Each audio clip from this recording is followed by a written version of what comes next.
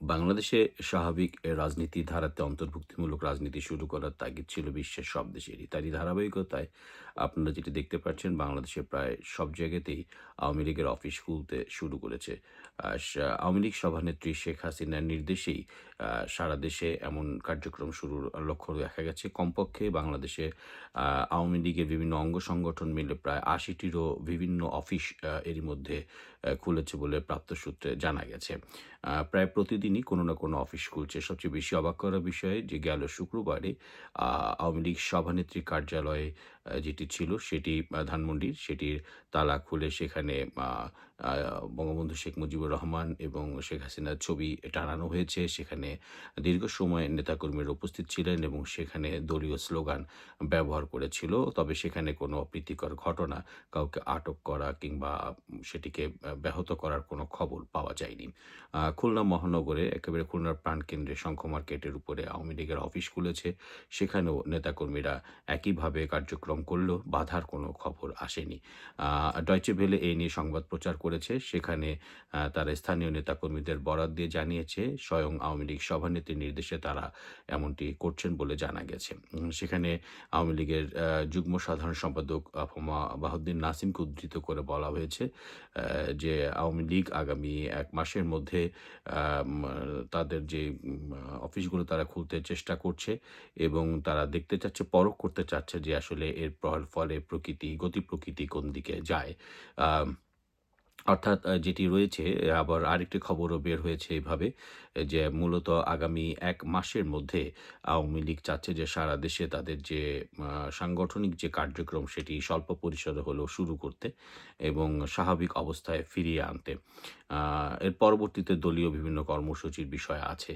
আ ১ম প্রাথমিকভাবে যেটি জানা যাচ্ছে যে আ একটি অবশ্যই বর্তমান প্রধানমন্ত্রী তারেক রহমান তিনি নির্বাচনের পূর্বে একাধিকবার বলেছেন যে তার দল কোনো রাজনৈতিক দলের কার্যক্রম নিষিদ্ধের পক্ষে নয়। তবে কারো বিরুদ্ধে যদি কোনো বিষয় থেকে থাকে সেটি আইনগতভাবে যেদিকে যাবে সেদিকেই তারা যাবে। কিন্তু কোনো রাজনৈতিক দল নিষিদ্ধের পক্ষে তার দল নয় বলে প্রধানমন্ত্রী তারেক রহমান একাধিকবার নির্বাচনের পূর্বে জানিয়েছেন। আ আমরা তার ধারাবাহিকতা দেখছি। যদিও ২-১টি ব্যতিক্রমধর্মী ঘটনা লক্ষ্য করা গেছে। চট্টগ্রাম এবং সর্বশেষ নোয়াখালীতে আ যেটি জানা গেছে যে ৬ জন আটকের খবর পাওয়া গেছে। যদিও পুলিশ বলছে তাদের বিরুদ্ধে থানায় মামলা ছিল। তারই ধারাবাহিকতায় তারা এটি করেছে।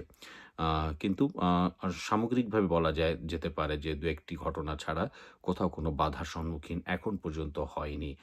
সজীব ওয়াজেদ জয়ের রাজনীতিতে ফেরার কথা বলা হচ্ছে। তিনি সহসাই দেশে ফিরবেন বলে এমন খবর ইতিমধ্যে বিভিন্ন মাধ্যমে বের হচ্ছে। তিনি নিজেও ব্রিটিশ একটি সংবাদ মাধ্যমে বলেছেন তিনি ফিরতে ইচ্ছুক এবং সেখানে এটাও বলা হয়েছে যে তিনি বর্তমান যে প্রধানমন্ত্রী তারেক রহমান তার সঙ্গে তিনি আলোচনায় প্রস্তুত আছেন বলে তিনি জানিয়েছেন।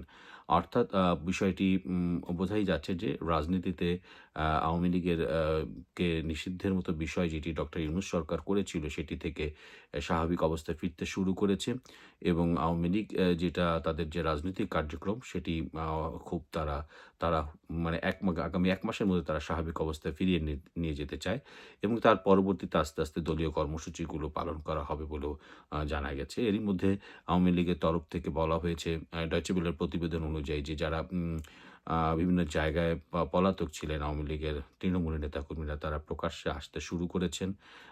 সেটি থেকে স্বাভাবিক জীবনে তারা একটু, একটু করে ফিরতে চেষ্টা করছেন। তারা আশা করছেন আগামী ১ মাসের মধ্যে স্বাভাবিক এই যে পরিস্থিতি সেটিকে তারা তৃণমূলের নেতাকর্মীরা ফিরবেন। দলীয় কার্যালয়গুলো আরো অধিক সংখ্যায় সারা বাংলাদেশে খুলে যাবে বলে ওই প্রতিবেদনে বলা হয়েছে।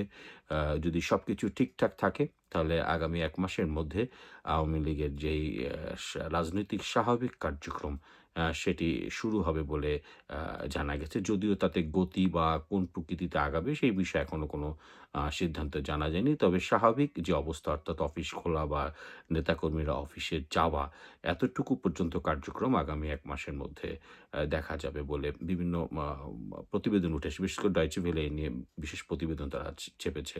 আ সে সে তারই পরিপ্রেক্ষিতে আলোচনাগুলো আসছে। আর শেখ হাসিনা বলা হচ্ছে শেখ হাসিনা অবশ্যই দেশে ফিরবেন।